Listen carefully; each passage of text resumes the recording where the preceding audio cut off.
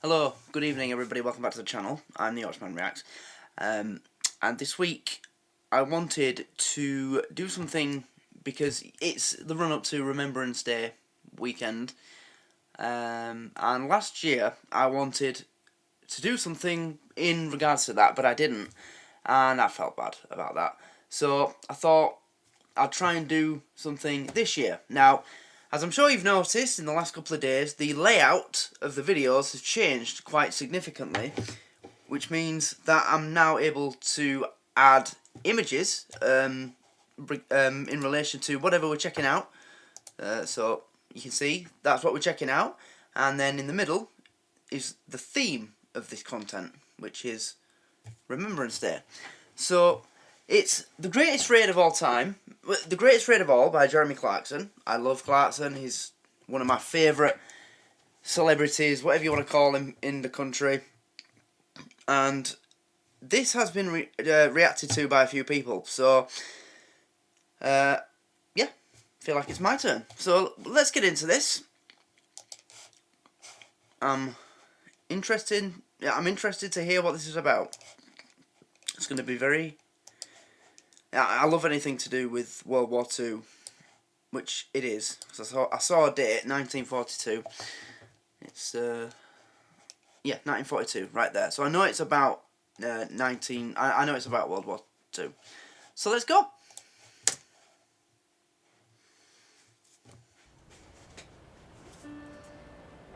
A couple of years ago, I made a TV programme about my father-in-law who won a Victoria Cross at Arnhem. And since then, I've been on the hunt for a follow-up, another nugget of incredible heroism. Wait, I haven't done this in the wrong order, have I? I'm supposed to do that one first. In the face of impossible odds. Of course, most war stories are well known, well documented, and well celebrated. The Battle of Britain, Rorke's Drift, and so on. But one day, while trolling through a second-hand bookshop, I came across a story that's hardly known or celebrated at all. It's the story of an amazing battle, a battle where more VCs were earned more quickly than any other action in the Second World War. Wow. It's a story full of ingenuity, pluck, and genuine courage. It had the lot. It's just, you know, when you see videos of old soldiers, especially wounded ones, you can just tell by looking at them in the eye. It's not the same as looking at somebody else. Like, you know, looking at a reflection of yourself or looking at a video of a TV show or whatever. You can sense it. You know what I'm talking about? Having read it, I decided to do some digging. And it turned out that while very few people in the outside world know anything about this extraordinary battle, they certainly do in military circles. And they call it the greatest raid of all. Whether you fix Really? roofs, move boxes, or light up the room, Google local services ads make...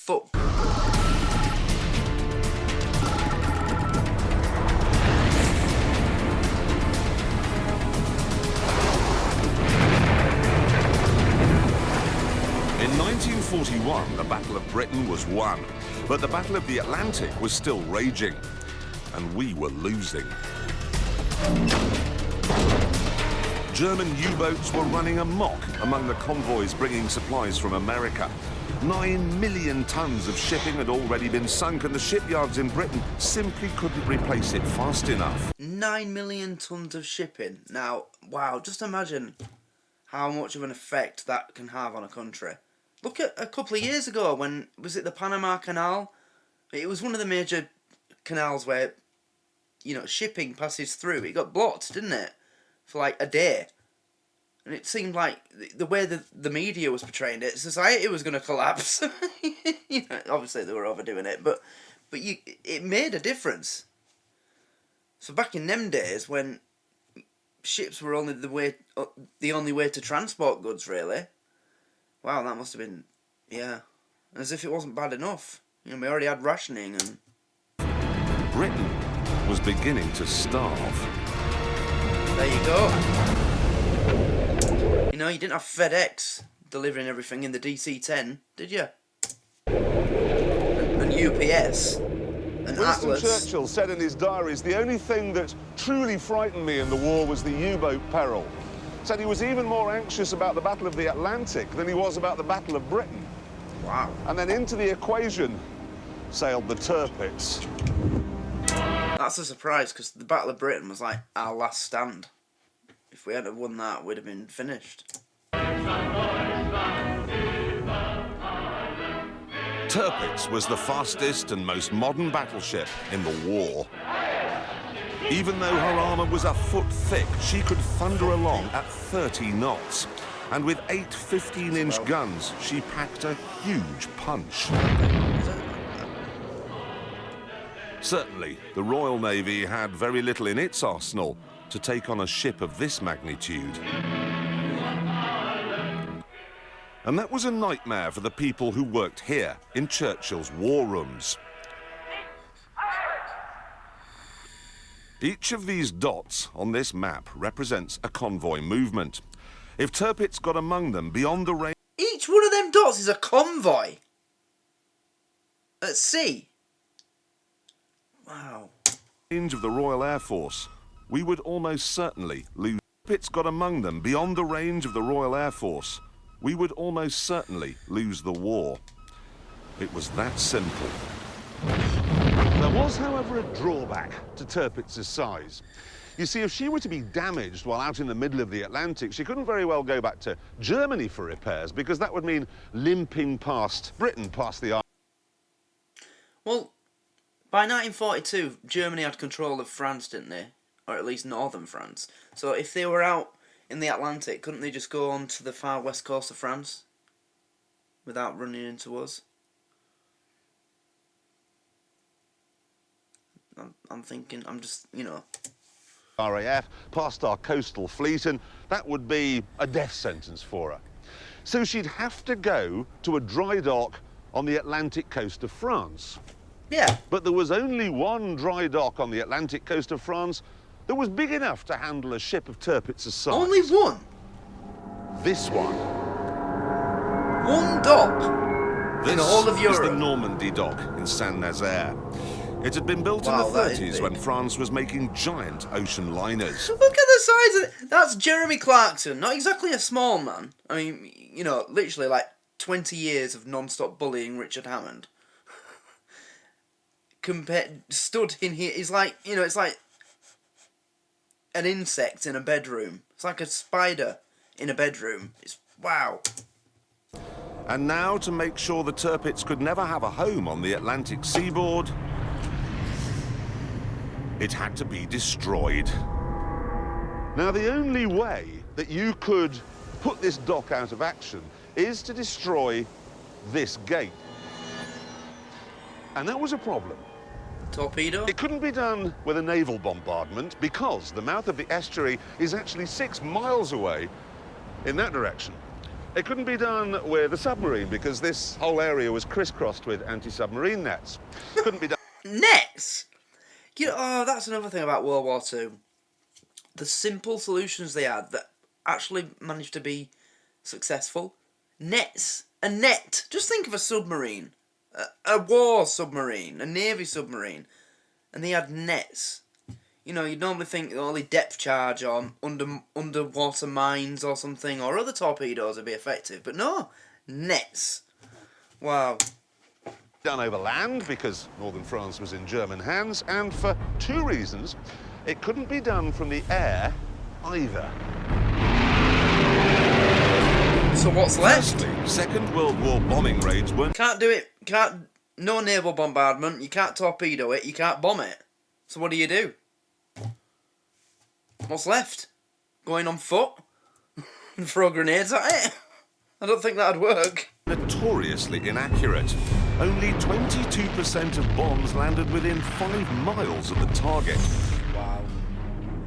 5 miles. That's that range. That's from here to Shipley, sort of, from where I live. So if I was the target and they dropped the bomb and it landed in Shipley, that would be considered sort of accurate. Wow. 22%. So the chances of being able to hit a dock gate from 6,000 feet in the sky were slim, at the best of times. Was that a It Lancaster? wouldn't be the best of times I love the because right Lancaster. next door to the dry dock were 14 U-boat pens. Sat in the cockpit of one of them. The Air Force Museum, is it Elvington? North Yorkshire or East Yorkshire? Went there as a kid with my grandparents. Yeah, it was brilliant. I think it's These shut were now. some of the most precious facilities Oh, no, it's in the still German open, I think. armoury. And to protect them, the Saint-Nazaire area bristled with 80 anti-aircraft guns Look at the and size of them. artillery pieces. Now that's a good And in the town itself, there were 5,000 troops. Destroying the dock then using conventional forces, the Army, the Air Force, the Navy, out of the question. So, the job was given to a group of men who really had only just been put together. The Commandos. Commandos. What's happened to the sound? The Commandos were the brainchild of Churchill, who'd seen similar outfits operate successfully in both the Boer War and the First World War. A small number of highly trained soldiers would get in fast, do a huge amount of damage, and then get out before the enemy had time to get organised. Churchill liked this. He liked this. He called it the butcher and bolt approach. Yep. So what kind of men were they? Well, if popular myth is anything to go by, they were lantern-jawed killing machines who could headbutt their way through oak doors. The reality, though, was rather different. Gerard Brett in my regiment was in my commando, 12th Commando, and he'd written a book. He was actually a British commando. Wow. I mean, he's not going to see this, but respect to you. On the Byzantine age or Thank Byzantine architecture or something. One fellow who got a divinity degree from Trinity College Dublin. Lance Corporal Potts had been a don at either Oxford or Cambridge. They included a poacher, a TT, motorcycle rider, so a mixed bag. What they represented was a complete revolution in the concept of soldiering. Because they were chosen for their individuality, their intelligence, their initiative. And nobody embodied that ethos more than this man, Mickey Byrne. I've got his autobiography here, and what a life. He had a privileged upbringing, Winchester, Oxford, and then he met Guy Burgess, the chap who went on to become a Soviet spy, and they became lovers. Mickey, though, became a Nazi sympathiser, went to Germany, met Hitler, got a signed copy of Mein Kampf, and was one of the very first people to be shown around Dachau, the concentration camp. He knew Bertrand Russell, he knew Audrey Hepburn, he knew the King and Queen, he even met Roosevelt. He really was a Telegraph obituary writer's wet dream. Yeah. But all things considered, not What a life. Wow. Telegraph obituary writer's wet dream. But all things considered, not the sort of man you'd expect to find in a commando's green beret. By the start of the war, however, Mickey had seen the Nazi threat for what it really was, and had found something else to suit his maverick streak. The commandos. People were left to make up their own minds. In war, anybody, everybody may be killed. Is that him? And what decides the action may be the action of a private soldier who's left to command a trench.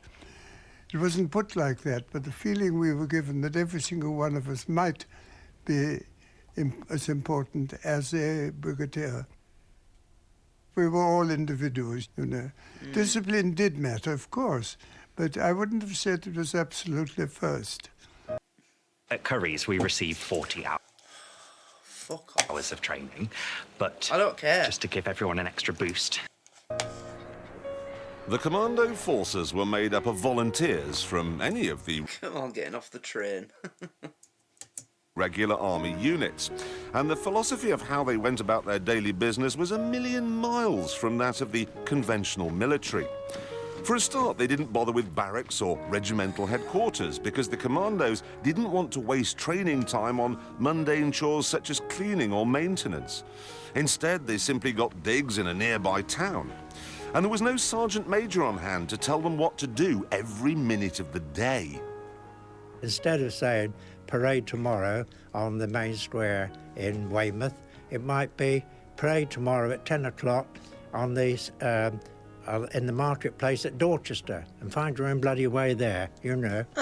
You weren't shouted at. There wasn't any of this shouting or bullying or anything that you got in the regular army. Wow. You led by example. So, you know, the officer had to do everything that you did. If the officers can do it, I can do it. If the officers can do it. Unfortunately, though, the British Army top brass were a deeply conservative bunch, and they really didn't like the new commando philosophy. The regular army were doing their best to get us disbanded. They hated us, some of them. We were a nuisance.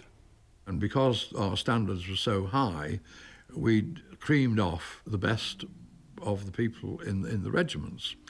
And in fact, a lot of COs refused to allow people to volunteer. This resistance by the regular army certainly got Churchill's back up. What I have here is a letter he wrote to the Secretary of State for War. And he says, I hear that the whole position of the commandos is being questioned. They've been told no more recruiting and that their future is in the melting pot. Says he feels very strongly about this. Says the defeat of France by Germany was accomplished by an incredibly small number of highly equipped elite, while the dull mass of the German army came on behind. And then here, for every reason, therefore, we must develop the commando idea. Pretty clear-cut. As 19... Yeah, you kind of expect that, though, with us. You know, back in those... We didn't like change, anything new or revolutionary. We're always sceptical of it because we were stuck with the idea, you know, the old ways. You know, you've got your army, your air force, your navy, and that's it.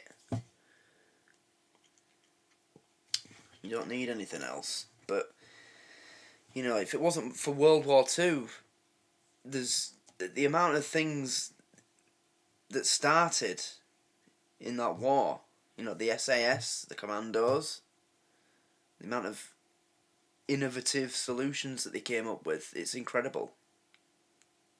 I mean, it was awful and terrible. So many people died who shouldn't have died, you know, they should have been alive and able to live their lives. But without it, it has to be said that there's a lot of things in our life, our modern lives today, that we probably wouldn't have. Or they might have come along eventually, but you know what I'm trying to say? It's just bear that in mind, I think, because yeah, it's the facts. 1941 drew to a close. Japan joined the war, and the Royal Navy had to send a fleet to the Far East. So there was even less to hold the Tirpitz. Whenever I see kids in these old World War II videos, I just get a lump in my throat, because I immediately try to put myself in their position. And especially if it's Japanese kids, because they were some of the most suffering war children in this war. It was bad for British children, you know. If you lived in London, you were sent away. Well, you might have been sent away. Some stayed behind, but most were sent away to live with complete strangers or other family members, while your dad went off to fight and your mum got a job at a bullet factory or something, I don't know. But if you were, you know, Japanese or that kind of area, it was awful, because their own the emperor, he was horrible. Same with Russia, you know. He starved, was it the siege of Moscow? He cut off supplies to his own people to make them fight harder. And I think 1 million people starved to death. It's most of them children. That might be a plagiarised story. I might have got a bit of that wrong, but yeah, I always think of the children, because they're the ones that suffer the most in any war. At bay. What? You either lose your father or your mother, or both. You can starve to death, you can be used as a human shield if fighting ends up becoming urban or civil war. Yeah, it's awful as a child in war. What's more, we were losing the Battle of the Atlantic. We were losing in North Africa, and London was in ruins. So if Churchill's commandos really could smash up Saint-Nazaire, it might give a sense back home that Britain wasn't finished just yet. We were never finished. Everywhere almost we were on retreat, and people were really becoming negative, and Churchill wanted something which would be successful aggression. This game is you're not ready for it. Shit.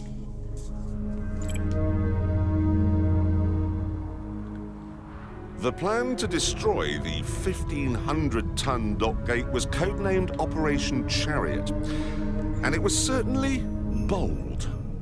The commandos would get hold of a couple of destroyers from somewhere and sail them from somewhere from Cornwall over to western France. Now, one of these destroyers would be filled with explosives. And while the RAF distracted the Germans with a bombing raid over Saint-Nazaire, they would somehow sneak it up the estuary without being seen by anyone in the gun emplacements here, here, here, here, here, here, here, here, and here.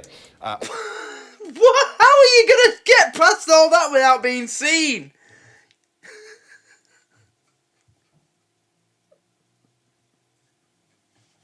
I love Clarkson, the way he presents it. Here, here, here, and then you think that's it when he's done 3, but then it's here, here, here, here, here, here. I just love when he does things like that. Here, here, here, and here.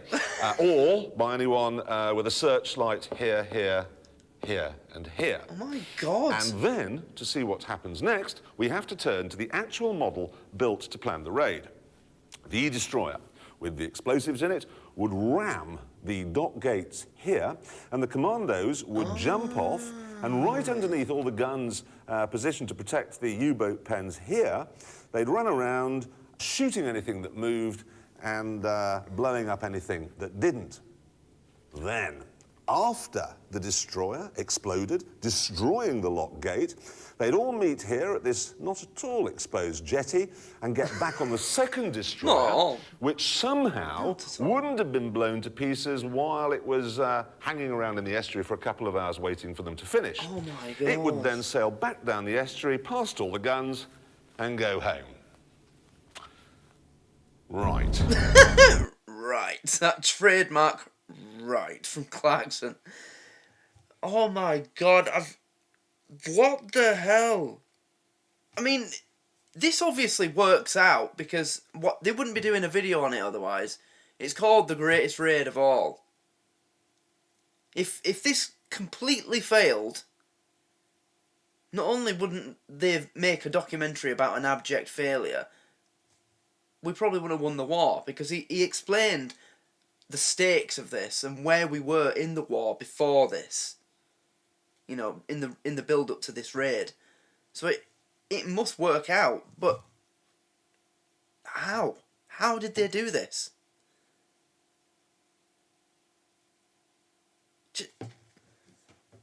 Wow. I'm looking forward to seeing how this works out.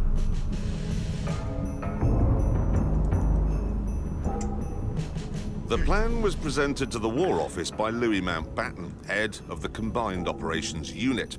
And unsurprisingly, it met resistance. One Commander-in-Chief was particularly vocal. I remember he started the meeting by saying, "Well, Dickie, old cock, if you're prepared to lose all your soldiers and all your ships, I suppose you can take on this task, which I regard as absolutely impossible." I said, it's the fact that it is regarded as impossible which makes it possible. The Germans will never think we'll attempt it. That is so British. It's the fact that it's regarded as impossible that makes it possible. You know, only us. Only we used to do things like this. these ridiculous ideas that to anybody else, they look at it, including me, I'm looking at this thinking, how the hell? It's not... Getting in is hard enough. But then they've got to, you know, get out again. Just, wow. I don't know if it says more about us or Germany, the result of this, you know? The Barber Club raid.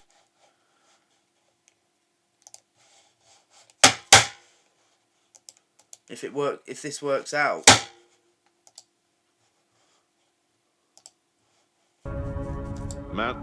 Does it point to our superiority or to Germany's stupidity that this works out? Enthusiasm certainly didn't rub off on the RAF. You can see here in these Operation Chariot minutes that the powers that be requested a force of about 100 aircraft for the diversionary bombing raid in 3 waves. But on the back, Vice Marshal Saunby says, I don't agree that such a heavy scale of attack is needed. We want about 20 Whitleys, which are bombers, hanging around overhead, dropping an occasional bomb. And he's backed up by one of his advisors, this chap called Willits, who really says that Operation Chariot can whistle for their 100 bombers. He says Bomber Command can provide no more than 35 aircraft without prejudicing their other commitments. You might have thought the Navy would be keen, especially since the operation was designed to neutralise the Tirpitz. But no. The Commander-in-Chief here from Plymouth Command writes, the plan entails the sacrifice of the landing party and endangers 2 valuable ships for a small chance of success. He actually says negligible chance here. There's another guy writing here who says, I'm not hopeful as regards the result of the impact between the destroyer and the lock gates. I think the lock gates will remain partially intact and the destroyer will look silly. If that happens, much of the proposed plan fails. Eventually, though, the Navy did find one boat. It was called HMS Campbelltown, a clapped-out American World War I destroyer that was on loan to the British. World War I. She was not ideal for the job, known for her poor slow-speed manoeuvrability and her large turning circle. But these drawbacks didn't dampen the spirits of the commandos. So, as if it isn't bad enough, the fact that they've got to get past about 100 people watching, guarding this route, but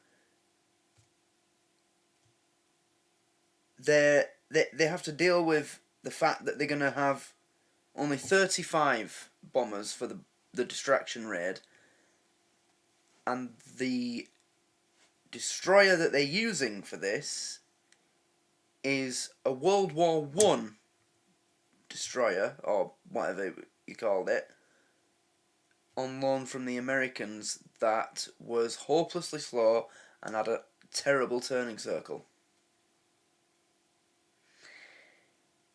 We're just incapable of doing anything the easy way, aren't we?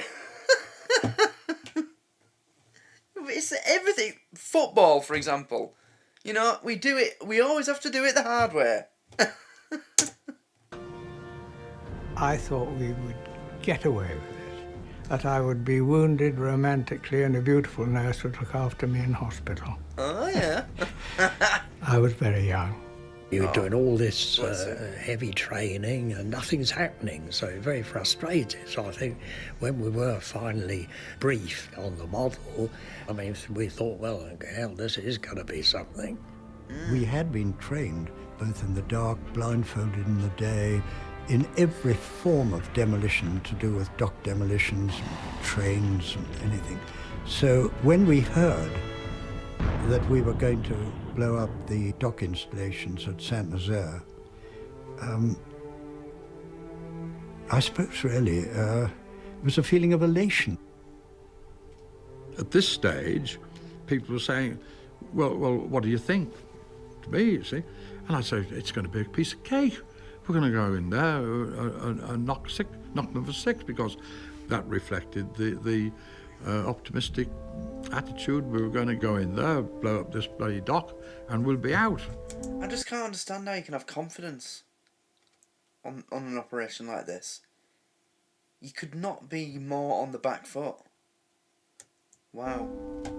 We had volunteered, after all, for danger. And there did seem an off chance that it was impossible, and therefore it would succeed. I've had enough of this.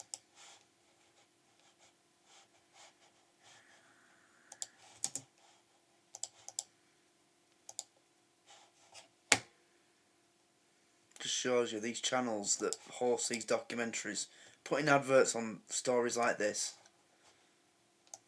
Disgusting people. North 1, go fuck yourselves. As the commandos prepared on land, the Navy set about the Campbelltown. The old tub would They're earning money off these people's heroics and sacrifice. have to sneak past 80 gun emplacements on its way up the Saint-Nazaire estuary. 80. So it had to be disguised, and they only had 12 days to do the work. In the end, they removed 2 funnels and sloped the other 2 backwards, so at a glance it looked a bit like a German destroyer. And then there was the problem of turning it into a time bomb. This job was given to a brilliant young naval officer called Lieutenant Nigel Tibbets. He was a shy chap with a stammer who, when his girlfriend announced that she'd become fond of him, replied, "Well, then I suppose we shall have to get married." However, while he was not desperately confident with women, he was a whiz with explosives, one of the best students the Dartmouth Naval College had ever seen. But even he faced difficulties with how you turn a whole ship into a bomb. Yeah, it's not easy. The first problem he had was deciding where in the ship to place the explosives. Because you see, if you can imagine, this is the gate to the dock and this is the ship. What's going to happen after it hits? I mean, is it just going to end up here, in which case you want the bomb in the front? Or is it going to rear up, in which case you want the bomb sort of in the middle, toward the bottom? I suppose theoretically it would be possible, if the ship were going fast enough, for it to actually ride right over the top of the gate and end up in the dock itself. I mean, who knew? Day and night, Tibbets struggled with this until he decided on a spot 40 feet back from the prow, low down, next to the keel. Then he had to work out... I was thinking the keel. ...how to set the explosives off. Back then, there was no accurate timing device, so he had to use fuses, like this. It's a cigarette. The idea is that you squeeze the top part here, which breaks a glass capsule on the inside, releasing acid that then slowly burns through a strip of wire. Now, when that snaps, it releases a spring which boings out, setting off the detonator. Now, this was very advanced in 1942, but there were a couple of problems. But yet so simple. I love hearing about things like this as well. The little... Oh, wow, that is so cool. Such a simple idea, yet it's so clever. I love these little ideas that they came up with, just to... Oh, it's amazing. Wow. First of... What a generation of people, you know, oh my God. Imagine World War II was today. They wouldn't come up with ideas like this today. There's too many stupid people about. Only back then was the war. Was it? Oh, you know, I'm lost for words. At some. It was very susceptible to jolts and shock. You wouldn't, for instance, want to ram some lock gates at 25 miles an hour with one of these on board, because it might go off instantly, killing everyone. It was also very vague. The strength of the acid varied from fuse to fuse, the strength of the wire varied, the tension of the spring varied. Tibbets couldn't say to within an hour when the bomb might actually go off. Within an hour? I fucking hate YouTube. Why have double ads become the norm all of a sudden as well? And why don't they remind you anymore? I remember about a year ago, it'd tell you that there was an ad coming up with a countdown, and it'd be one ad. Very rarely was it two. Now it's always two, and they don't tell you. Cunts. Choosing what explosive to use, however, was fairly straightforward.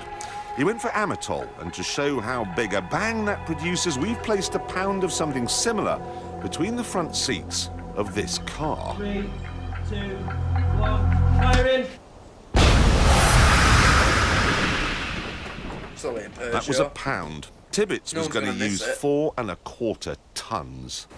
Still, even if the explosives and the fuses could be trusted to work properly, and even if they could get across to France without being detected and up the estuary without being blown to smithereens, and even if the Campbelltown could hit the lock gates exactly right and the commandos could get off and do whatever it is they had to do, they still had a problem. How do they get home again? Because the Navy wouldn't provide a second destroyer, they were instead given 16 of these. It's Dunkirk all over Today, again. this Fairmile ML is a tourist boat taking trippers around Torbay, and certainly it's better suited to this than it ever was for Operation Chariot. They're made of Bakelite bonded plywood. It was a cheap, mass-production boat designed primarily to make the Navy look bigger than it really was. May God speed all who sail in her. It certainly wasn't particularly good in the open sea. It tended to roll badly in a swell, which made everyone on board queasy. It's not so bad if it was only used to bring the soldiers home, but this little fleet would also be... Remember, I got queasy on the North Sea ferry once from Hull to Rotterdam. God, the conditions in the North Sea at night, it can be really bad. And it's, you know, it's that big P&O ferry, big massive thing, but you could literally just feel it tipping from side to side. And, you know, me and my, even back then, I didn't have my anxiety issues back then, but I still had a bit of paranoia in certain situations. I always thought of the worst. So when I felt the ship going like that, I just immediately thought, oh fuck, we're going to tip over, we're going to tip over. I was sick as a dog. Used to get half the commandos out to Saint-Nazaire as well. So there'd be 15 commandos wedged down here with all their kit. And when they got to the other end, they'd be expected to get out and start fighting immediately. It's a Jerry. There wasn't only seasickness to worry about, because while each ship had small guns fore and aft, it didn't have any armour. No, really. All that stood between the German guns and the men down here were, a few planks of wood. Wow. And to make matters worse, each boat was fitted with 2 500-gallon long-range fuel tanks, which were completely exposed on the deck. Campbelltown was a bomb on purpose. These things, they were bombs by accident. Honestly, it's hard to think of any vessel less well-suited to the job in hand. Yeah. Wow. The commandos were hard men, good fighters. But they'd been picked for their intelligence as well, so they must have known that the chances of getting to Saint-Nazaire were small. Yeah. The chances of doing the job were microscopic, and the chances of them getting home again on a wooden boat, groaning under the weight of exposed fuel tanks past an alerted enemy, were virtually non-existent. They must have known that Operation Chariot, for the vast majority, was going to be a one-way ticket. Such great men. We were all of us told if we wanted to leave a letter for our next of kin, our loved ones, you could do so, and you wrote on the envelope to be posted in the event of my failing to return. This is where it's going to start getting emotional now, isn't it? And deep. Even if they weren't intelligent men, you'd know, I'm not coming back from this.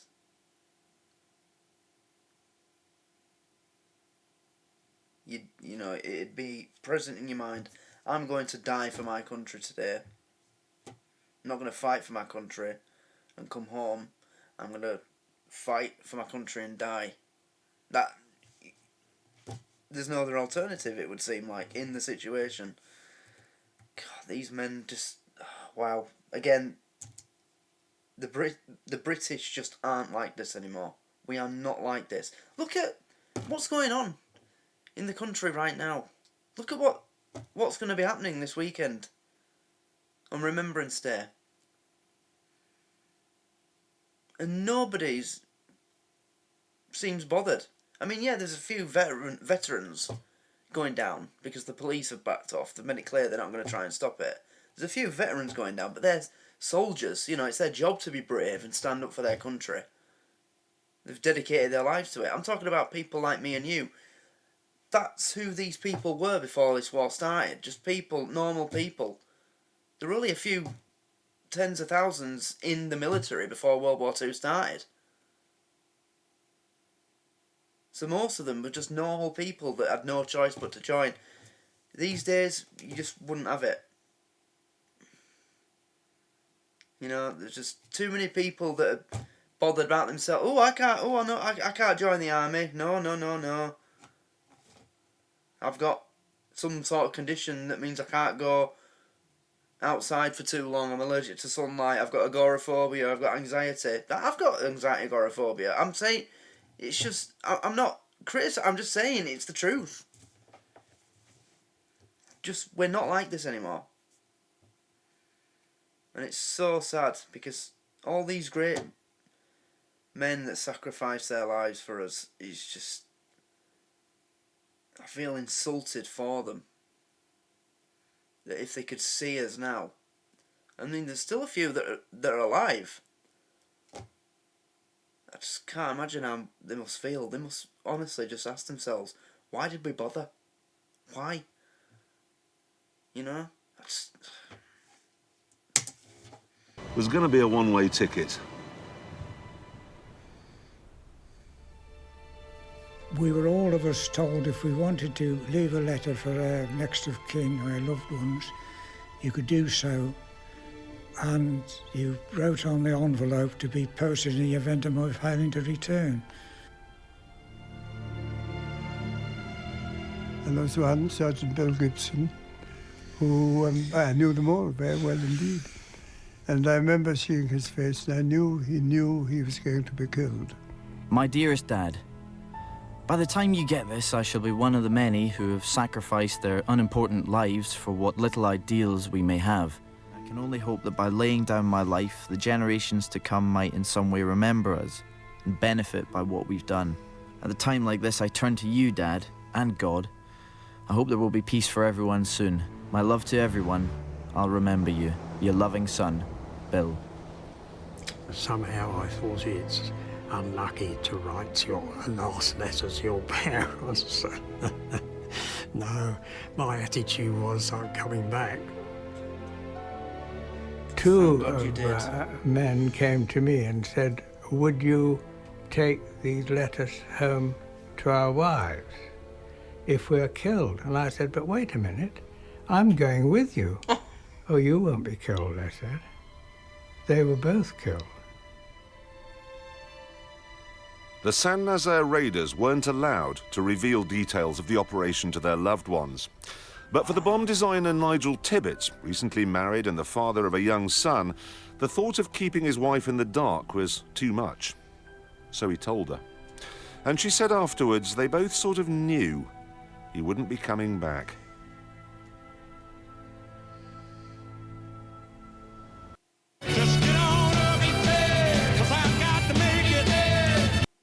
Have I said that I hate YouTube? So, as the commandos gathered here in Falmouth in Cornwall, ready to join the Campbelltown and the little boats that were anchored out there in the bay, Lord Mountbatten gathered them all together, and very unusually, he said to them that any man who wanted to step down could walk away without a stain on his character. Not one of them did. Wow.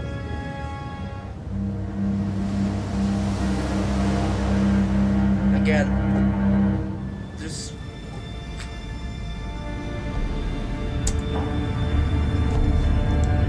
men.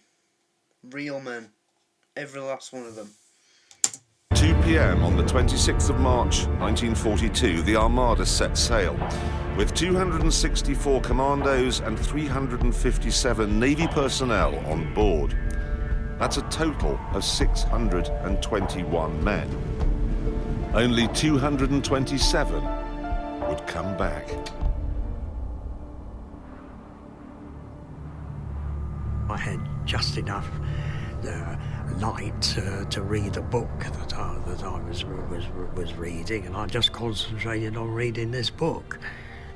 The thought that crosses your mind is, I hope I'm going to be able to do my part, you know, without being overcome by fear.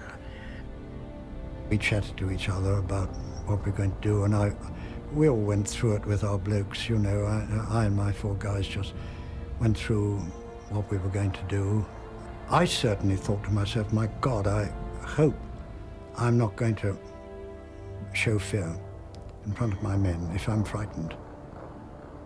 Tense, I suppose, would be the thing. Anticipation, yes. Fortunately, I think we were more worried about it being rough, because it's very, as you can imagine, physically exhausting to be seasick all the time. Yeah. But we were lucky. It was calm. First bit of good luck. 33 hours later, they arrived at the mouth of the estuary, and the captain of the Campbelltown, Lieutenant Commander Sam Beattie, instructed Tibbets to set the fuses on his bomb. He then began to creep up the estuary. Ideally, he'd have stuck to the deep water channel, the channel the Tirpitz would have used. But this would have meant hugging the northern shore right under the noses of the German sentries.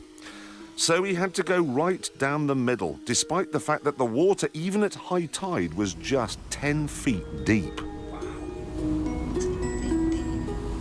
To reduce the ship's draft, much of the heavy armour and the big guns had been removed. So if she did become grounded, she'd be a sitting duck. We did go across sandbanks a couple of times and dragged a bit going over. But it was so quick that you hadn't got time to think, good God, if I'm marooned. You can see the Nazi flag on the ship. It's, oh, wow.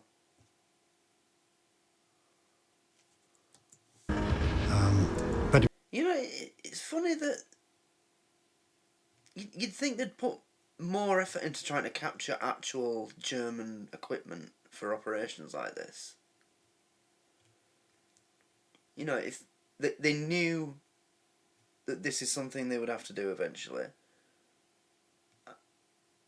If I was Churchill or in charge of the army, the war, then I'd make it a top priority to capture a German destroyer or whatever was needed.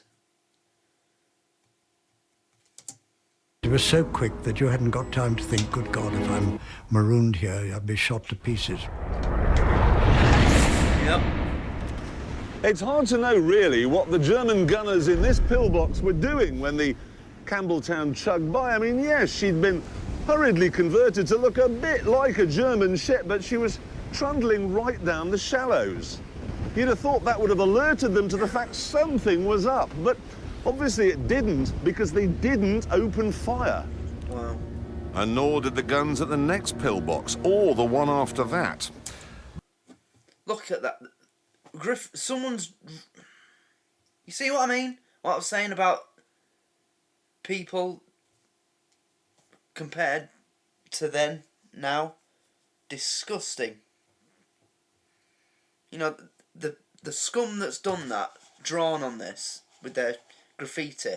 And also, just a quick word to all the progressive idiots that think graffiti is a form of art.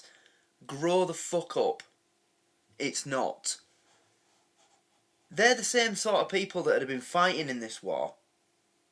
Teenagers. 16, 17-year-olds. Would you want them fighting for your country now? I don't think you would you? But then, things started to go wrong. The RAF had finally agreed to stage a bombing raid, but the pilots had been told not to bomb if there was cloud cover in case they hit French civilians. Unfortunately, it was cloudy and they hadn't been told what to do instead.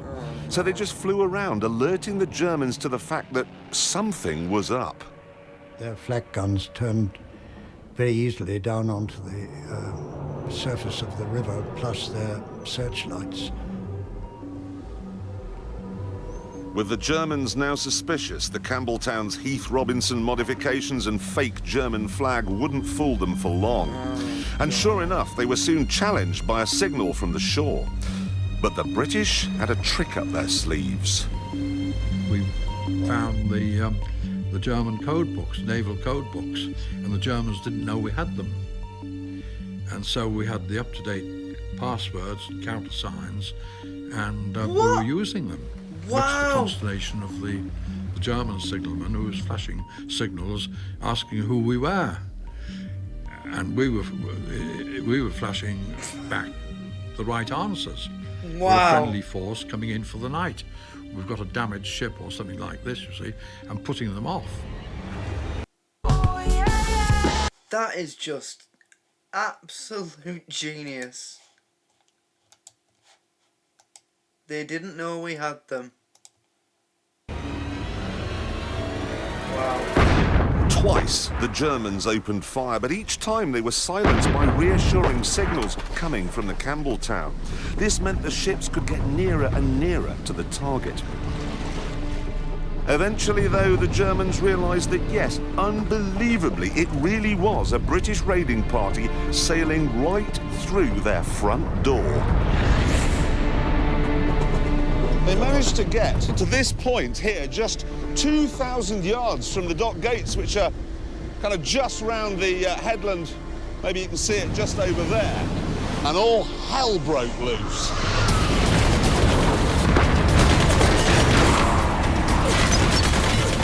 There was an awful lot of stuff hitting Campbelltown. I mean, yeah, that's another thing about war that I really appreciate, the traditions. You take the Nazi flag down and you put ours up. I just love that. I mean, they're under heavy bombardment.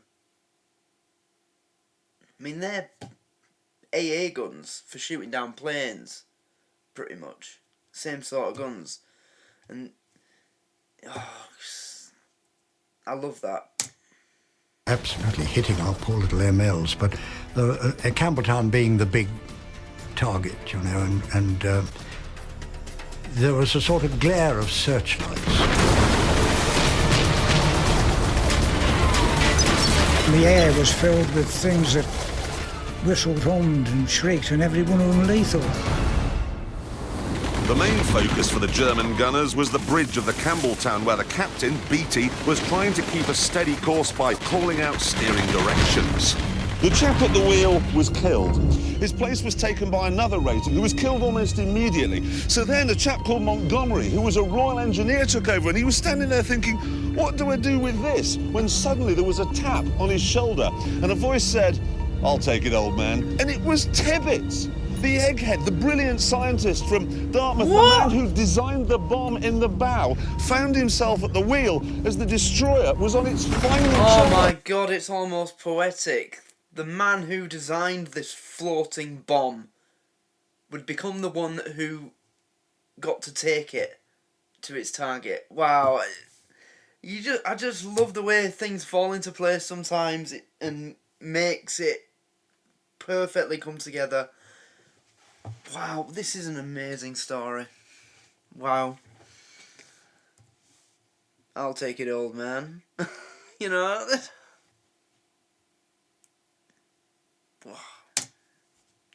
The egghead, the brilliant scientist from Dartmouth, the man who designed the bomb in the bow, found himself at the wheel as the destroyer was on its final charge. I remember a red-hot shell passing through the wardroom just over our heads and going on out and didn't explode. If just one shell hit the rudder or the engine, or worse, the bomb in the bow, the mission would be over. But at this point, it wouldn't have mattered because Beatty was lined up on the wrong lighthouse, so he was heading for the wrong target. Oh no! At the last minute, a searchlight picked out the lighthouse over there, the green one, and Beattie realised his mistake. Oh, yeah, right, I can understand how simple it would be to get them two mixed up, because, look... Out the lighthouse over there, the green one. You're coming in from this angle at night, under a cloud of darkness. You know?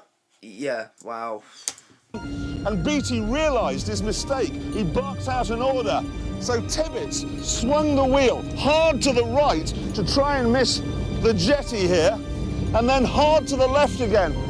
And you've got to remember he's in a ship that doesn't handle, doing 22 knots at night under a hail of enemy fire, and yet he managed to just graze the jetty there.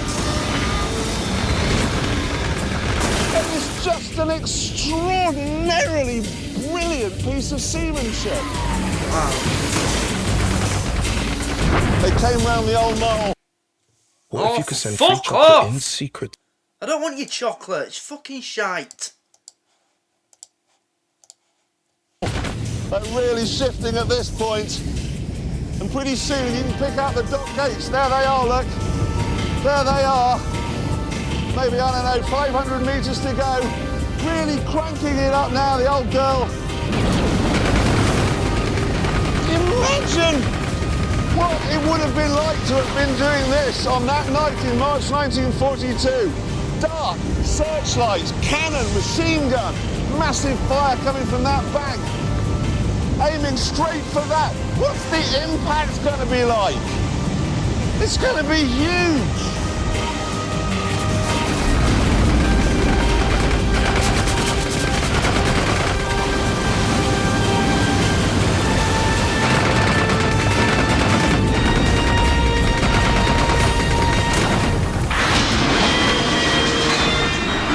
The ship reared up, putting Tibbets's 4-ton bomb right over the gate. And despite the firestorm, Beattie turned to his men and said, well, there we are.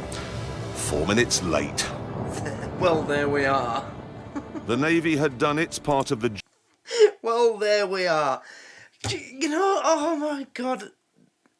The Americans make fun of us for this. You know, that we're just so casual in hectic, dangerous situations. But... You should, that's a reason to admire the British, not make fun of us. I mean, the Americans wouldn't be going, well, there you go.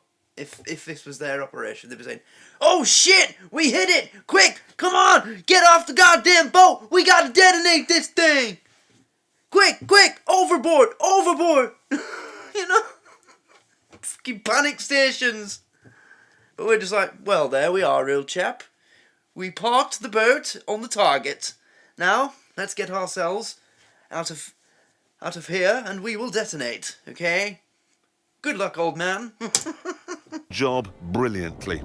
And now, in the 2.5 hours before Campbelltown blew, the army had to get ashore and create havoc. Yes, the Germans had fixed gun emplacements, and yes, they outnumbered the British by 20 to 1. But that was no problem, because the raiding party, remember, were commandos.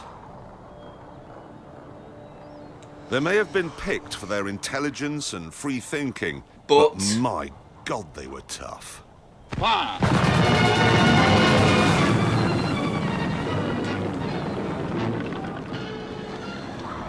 The backbone of their training was speed marching, and each commando unit would compete to see who could go the furthest in the shortest time. One group went 63 miles in 19 hours. Another marched 53 miles from Harlech to the top of Mount Snowdon and then down again in 17.5 hours. And remember, they did this while carrying 60-pound packs on their backs. Jesus. Determination is the most important thing, even on speed marches, where our great aim was to get the chaps to do 15 miles in full kit in just under 3 hours, finish up on the salt course and firing, and then leisurely go up to the top of Ben Nevis. It's all part of mentally equipping them to do anything. Yeah. Basically what the SAS is now. You know? That's what... You are building men who are capable of dealing with any combat situation. or the Marines, Royal Marines Commandos these days. Again, a division of the army or the armed forces that we probably wouldn't have if it wasn't for these guys. These were the pioneers of some of our most important forces, the Royal Marine Commandos. The amount of shit that they have to deal with, some of the most difficult and most intricate parts of warfare in all the wars we've been in since, they've dealt with it. And if it wasn't for these great men, where would they be? They wouldn't exist. Not only was commando training tough, but it was also revolutionary. The regular army would stay fit by doing star jumps in PE kit. The commandos trained in harsh terrain in battle dress. They invented the assault course. In fact, their methods were so advanced, they're still used by elite forces today. Yep.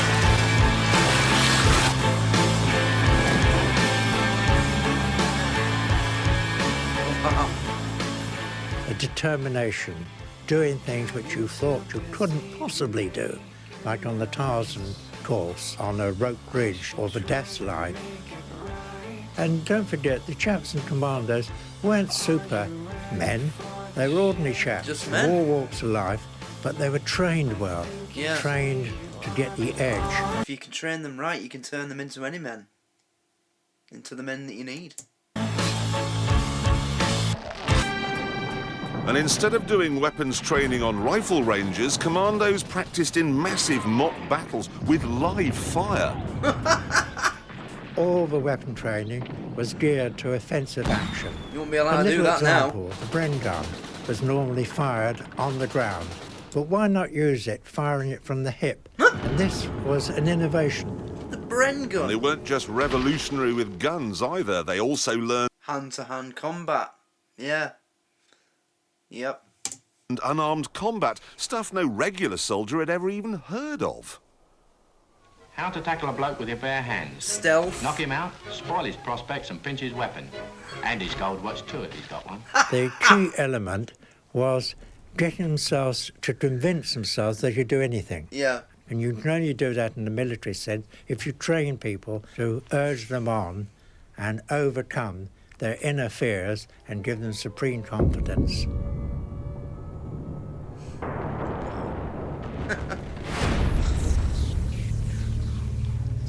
Back in Sounds like that these men are in good hands then. Saint-Nazaire, the commando raiding party would need all that confidence just to get ashore.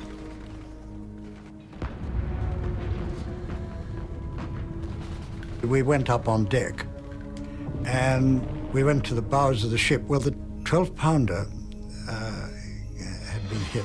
There were a lot of dead bodies lying around the place, a lot of blood on the deck, and there was a hole in the deck. And I remember Johnny Proctor lying there with his leg blown off, cheering us on. Cheering us When I came up on deck, there was a brilliant flash and a ear-shattering explosion, and I felt a blow on my knee, which I felt like a sledgehammer, and it knocked my knee on one side, and I fell to the deck. And I was lying there, and suddenly somebody grasped the rucksack and pulled me on my feet and said, "You all right, lad?" And it was Major Copeland. He said, "Bumbo, lad, at port side. Don't hang about here, it's decidedly unhealthy." It's decidedly unhealthy. Oh, God, these men, just amazing people. Goff were there, and they were holding their scaling ladders, and these two chaps were laughing and swearing and so on. And I think we probably dropped maybe even 8 feet down onto the dock. The next thing was Germans, and they said, "Handy hoch," and I said, "Handy hoch to you." While Tiger was having a set-to with Jerry, the demolition teams were on their way to their targets. Oh, God. One of the main targets was this underground bunker, because down there, and I'm not absolutely certain how I actually get down there, but anyway, down there are the pumps that we used for emptying all the water out of the dock. Stairs. Stairs. The job of smashing this place up was given to a team of 4 commandos led by Lieutenant Stuart Chant. Chant, a stockbroker in peacetime, had to place the explosives, even though on the way to the pump house he'd been wounded in the left leg, the right arm, and both hands. Unfortunately, the explosives had been pre-rigged in England with very short fuses. So, Chant sent his men back up to the surface in relative safety, knowing that when he lit the fuses, he'd have just 90 seconds to climb 7 flights of stairs and find his way through this maze of aerial walkways in the pitch black, because there was no light down here then, while pretty badly wounded. Wow. He was a brave man. If he made... he was a brave man. Yeah. If he makes this, then he's a fucking hero. I mean, he's already a hero, but he's... somebody up there looking after him. 9 flights of stairs, whilst, you know, he's been shot in the leg, the arm, hands, whatever, or been hit by shrapnel, whatever, he's wounded. In 90 seconds, in pitch black darkness.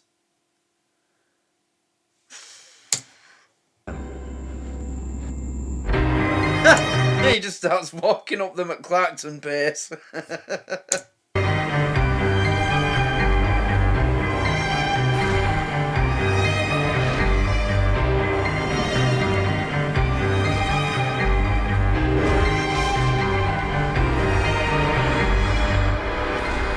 Chant made it.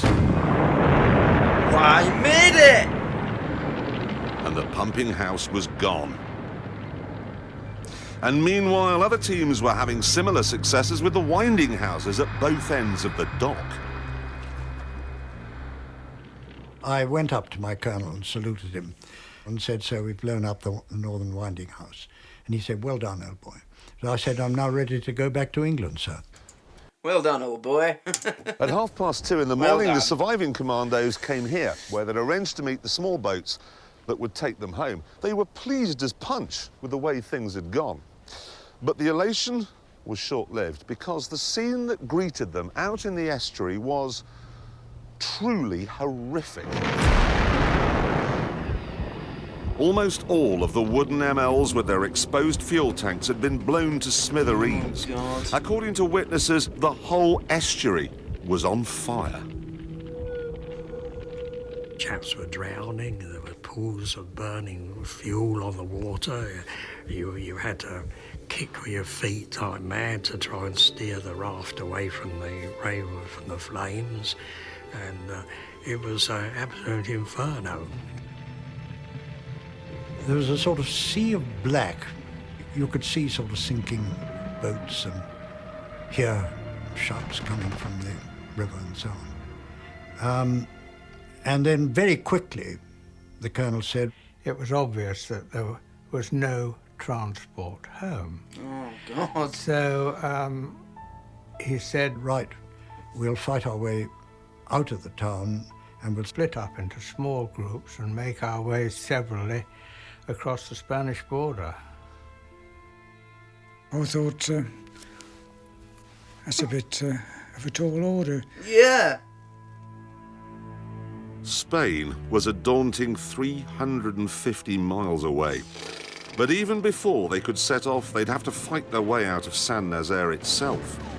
So that's 5,000 Germans who by this stage were awake, alert and organised, against fewer than 120 Brits, half of whom were wounded. If you're street fighting, you must secure any crossing. Tiger Watson came round this corner, found himself face to face with a German sniper. Ran forward, saw him lean forward, pressed the trigger of my Thompson submachine gun, and typically Watson, the magazine was empty. Oh. Click, click. Unfortunately, his magazine wasn't empty, and his shot broke my arm and bowled me over.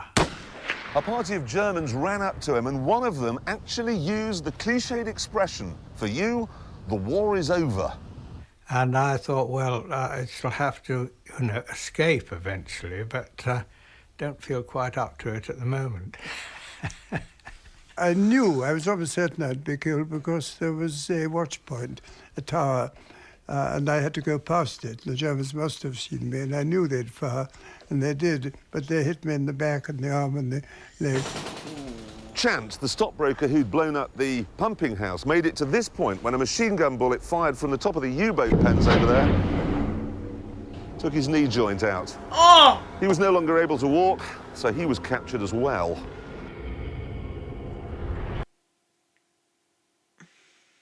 Oh, God.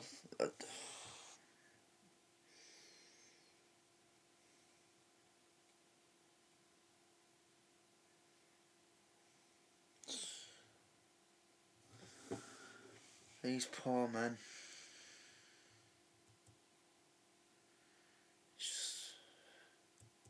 It's like nothing can stop them. Boat pens over there took his knee joint out. He was no longer able to walk, so he was captured as well. The commandos I doubt they rushed him to A&E, or whatever the equivalent was back then, did they? Realised that they were trapped on an island and that the only way off it and into the town was across this bridge, which was guarded by what must have seemed like half the German army. By the time they got here, there were only 80 of them left, but plainly they still had some fighting spirit left because they just formed themselves into a sort of great big mass and charged. Captain Roy had now led the assault across the bridge. Streams of bullets hitting those girders, ricocheting off the roadway. Machine guns, pom-poms, rifles. It was like a damn good November the 5th, only more so. Bit by bit, the commando numbers were whittled down until the remaining men, low on ammo, went to ground in the town. Corin Purdon ended up in a cellar. We suddenly heard all this shouting outside, and then the door burst open, and there were Germans standing there with their coal scuttle helmets and their weapons, looking terribly tense. Frankly, if I'd been there, I'd have chucked a couple of hand grenades down and finished us off, but they didn't. And the colonel, who had his pipe in his mouth, just sort of walked up the steps and said, well, we've done what we came to do, that's that. Wow. Oh! That's what that is. I thought it was just a random video of a soldier being... Oh, wow.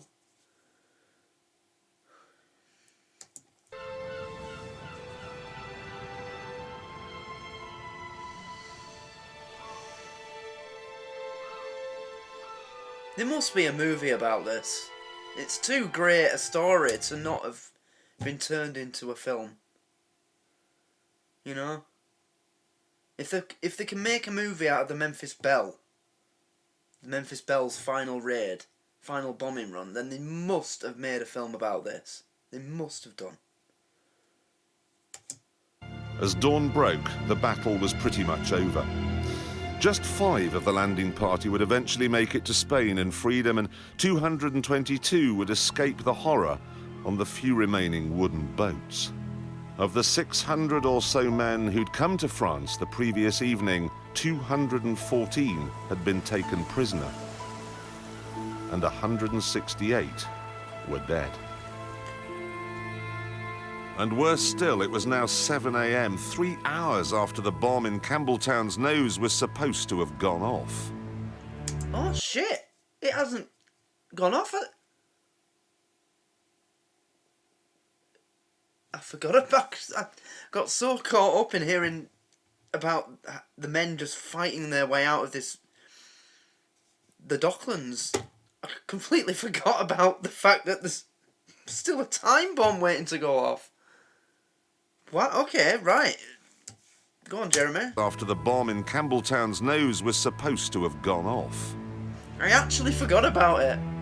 I just got so wrapped up in everything else. We were washed ashore. We were put in the back of the lorry, driven into the town, and we were in this big room. And the Germans brought in a sailor They fished out of the river and put him on the table and said, you know, you try and revive him. And we tried to get the water out of his lungs.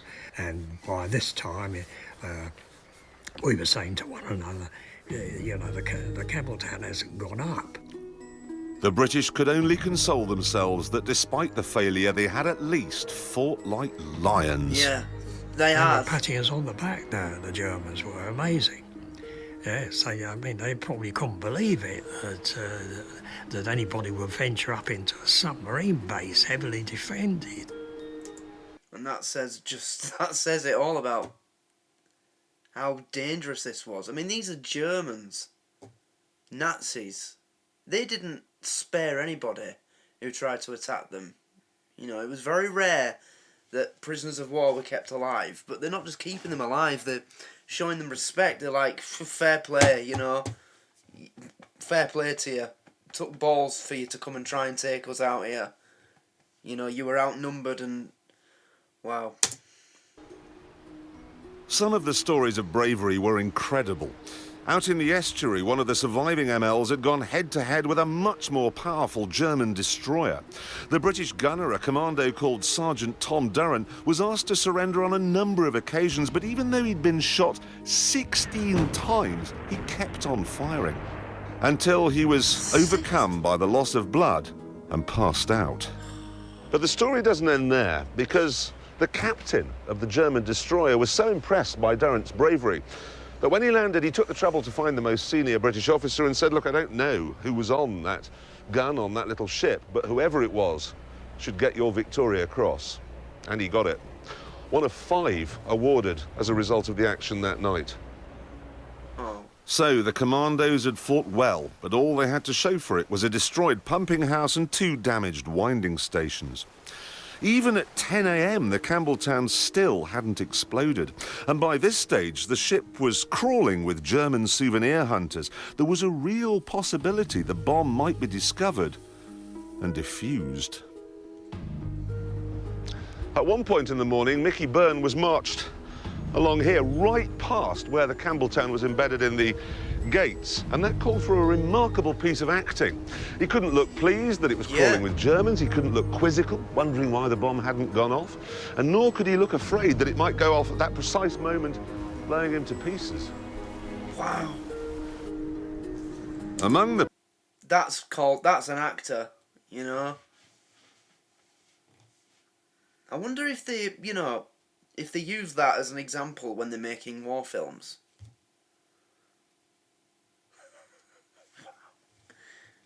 Imagine having to walk past it and just, you cannot show any emotion about, you know, you can't be like, why is it still there?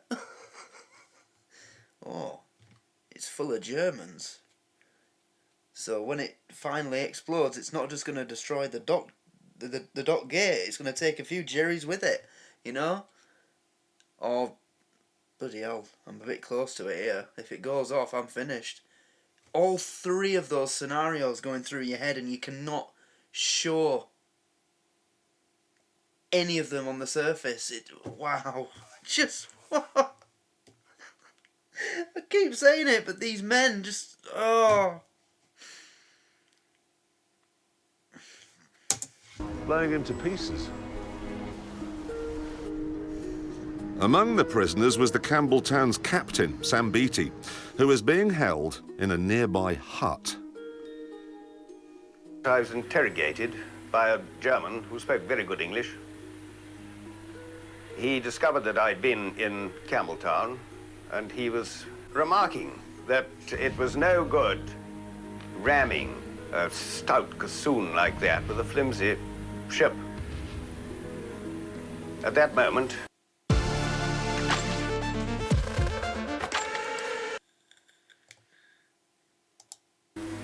there was a bang.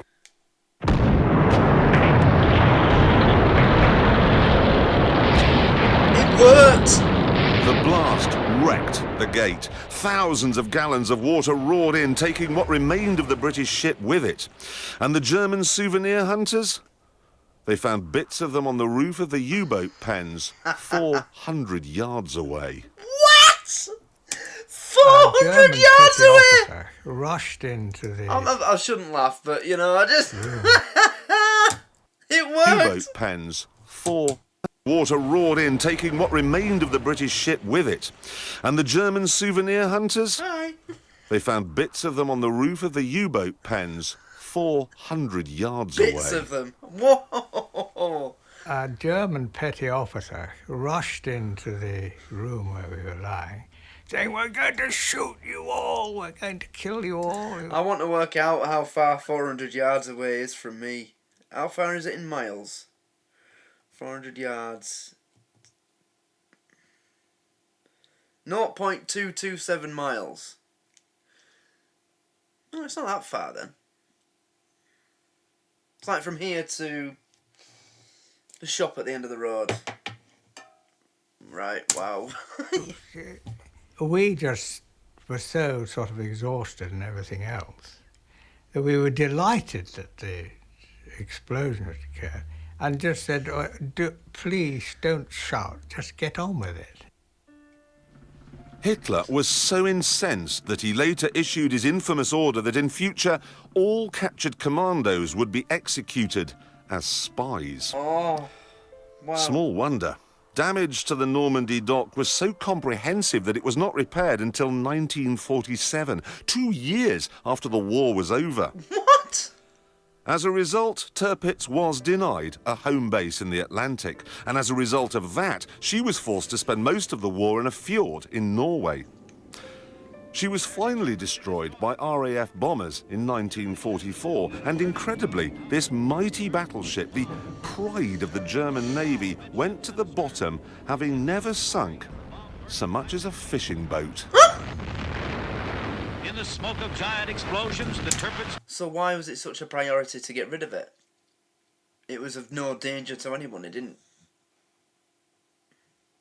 Anyway, forget about that. I'm not going to take anything away from these men, or the planning of this, the audacity of it, how daring it was just to even consider doing this. Just the utmost respect. capsizes and sinks. The price for rendering this great ship impotent had been high. 168 British dead, around 400 Germans and 16 French, shot by mistake by SS troops. Still, the attack did mean that Churchill could say to the British and the world, "We're not done yet." And it helped in France as well. One very important thing is what the French Prime Minister said to us on our first return to Saint-Nazaire. He said, "You were the first who gave us hope."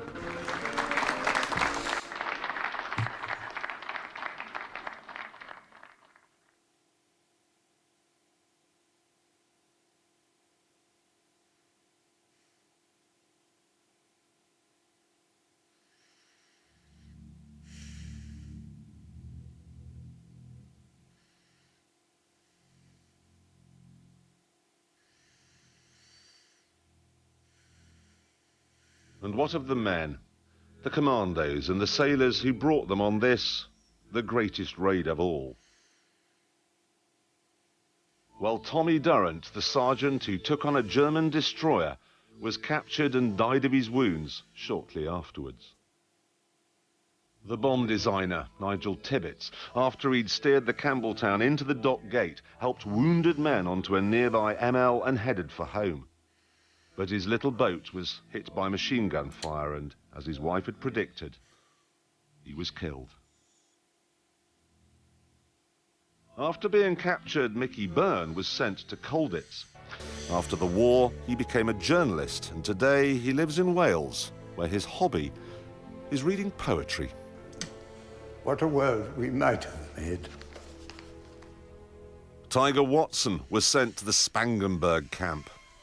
After coming home, he qualified as a doctor and ended up in Africa, helping victims of leprosy. Wow. I can't imagine all my senses being so alert. You know, every sense of hearing and looking and your heart pumping. Well, certainly will be the most exciting thing of my life. made you feel that you could stand up to the test. I think that was a relief to know that one didn't fall apart. I'm sure the youth of today would do the same as we did. I'm sure they would. Not sure they would, but I think that somehow or other it's such a strange thing that phlegmatic British do this sort of thing, and I could see us doing it again.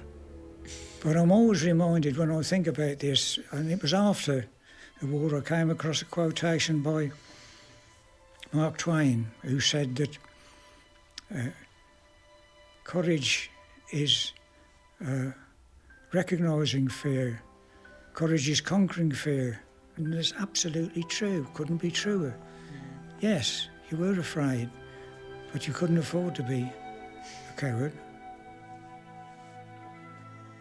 Today, the great moments of military history are marked with imposing monuments, and their anniversary is honoured with much pomp and ceremony. But to find a memorial to the greatest raid of all, you have to go to a car park in Falmouth, in Cornwall. That's all it gets. It's just a rock propped up against some railings, and it seems rather small. Yeah.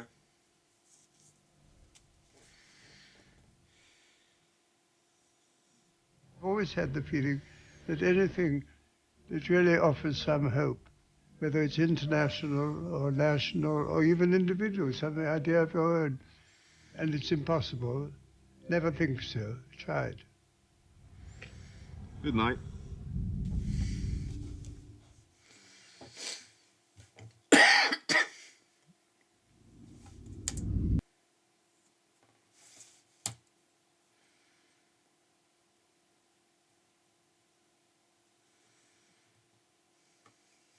Right, that's the end.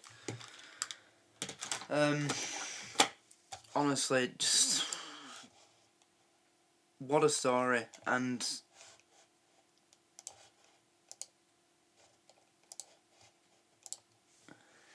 you know, as he says, that little monument, you see them scattered about the country for various things to various people. But what it was for and what it did, you know, it literally changed the entire tide of the war, turned the tide of the war for us. It just doesn't seem enough. But what a story, you know, every single step of that raid, something came to meet them that just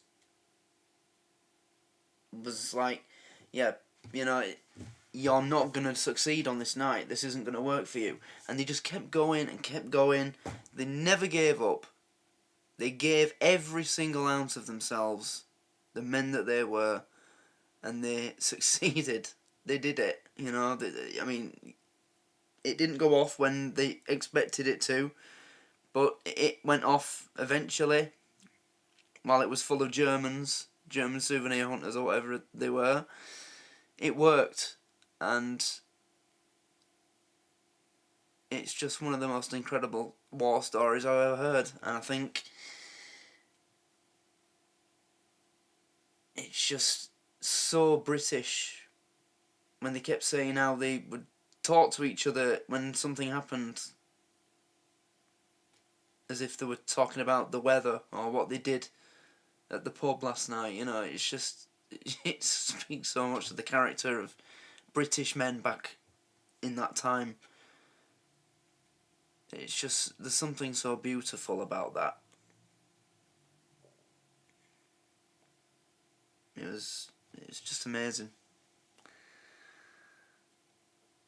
And I'm glad I got to watch that, and now I know about that story. It's a story that should be told and heard by as many people as possible. And I'm not sure if any of those men are still alive today, but wow, if I could just shake their hand, I'd...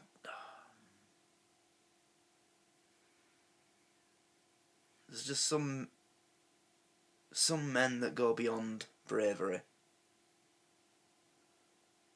And every single one of them men did. I mean, just the story about the one that was shot was 18 times and he just kept going. Or was it 16? It's 16, 18 times or something. And not only did he just kept doing his job. Wow. So hopefully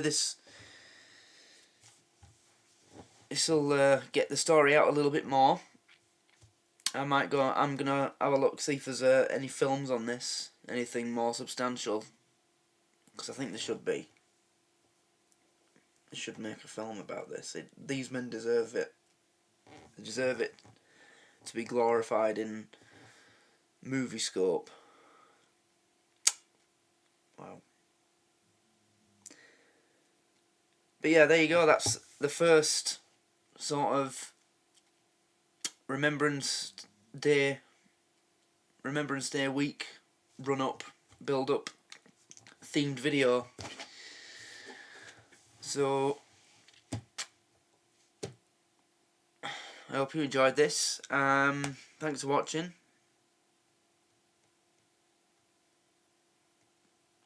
And I will see you in the next one. Goodbye.